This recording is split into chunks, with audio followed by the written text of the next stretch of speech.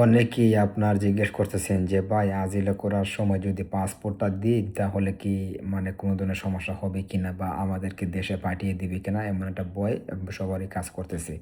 ভাই দেখেন, আগে একটা সময় ছিল আপনার পাসপোর্ট না দেওয়া অ্যাজাইলাম করা যাইতো, কিন্তু এখন বর্তমানে ইতালির ম্যাক্সিমাম মানে থানা বলেন বা কস্তুরা বলেন যাই বলেন, ওইখানে এখন ম্যাক্সিমাম কস্তুরাতেই আপনার এখন পাসপোর্ট লাগে। বুঝতে পারছো, পাসপোর্ট ছাড়া এখন অ্যাজাইলাম নেয় না। একদম কিছু কিছু কস্তুরাতেও তো আপনার পাসপোর্ট ছাড়া অ্যাজাইলাম নেয়। পাসপোর্ট দিলে কোনো সমস্যা হবে না ভাই। আপনাকে দেশে পাঠানো, ওরা আপনাকে দেশে পাঠাবে না, বিষয়টা আপনাকে বুঝতে হবে। আপনি তো অ্যাজাইলাম করবেন, যাই বলেন, মিথ্যা বলেন সত্য বলেন, একটা অ্যাজাইলাম তো আপনি মানে করবেন। যখন আর অ্যাজাইলামটা গ্রহণ করবে তখন এটা একটা প্রসেসিং আছে।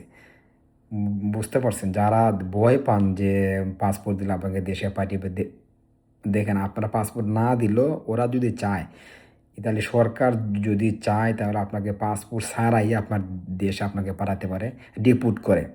যার শুধু তাদের একটা প্রমাণ দরকার আপনি যে বাংলাদেশি, ওইটা এম্বাসির কাছ থেকে যাচাই বাছাই করলে পরে আপনাকে সরাসরি ডিপোর্ট করতে পারবে পাসপোর্ট ছাড়াই।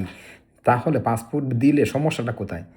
যারা ভয় পাইতেছে, নির্দ্বিধায় পাসপোর্ট আপনার জমা দিয়ে অ্যাজাইলাম করতে পারবেন, আপনারা ভয় পাবেন না ভাই। ভাই দেখেন, আমি অ্যাজাইলাম নিয়ে টুকটাক কাজ করি, অনেক ড্রাইভারদেরকে আমি অ্যাজাইলাম করাই দিছি, বর্তমানও কইরা দিতেছি হেল্প, বিনা পয়সায় ভাই, একদম বিনা পয়সায়। আমি যে শহর থেকে অনেক মানুষই অ্যাজাইলাম করাই দিছি। বুঝতে পারছেন ভাই, অভিজ্ঞতা থেকে বলতেছি, কাউকেই দেশে পাঠাবে না, এটা আপনারা নিশ্চিত থাকতে পারেন, যদি আপনারা কোনো ধরনের ক্রাইম না করেন। আজ পর্যন্ত যাদেরকে দেশে পাঠাইছে তারা কারো না কারো ক্রাইম করছে, বুঝতে পারছেন?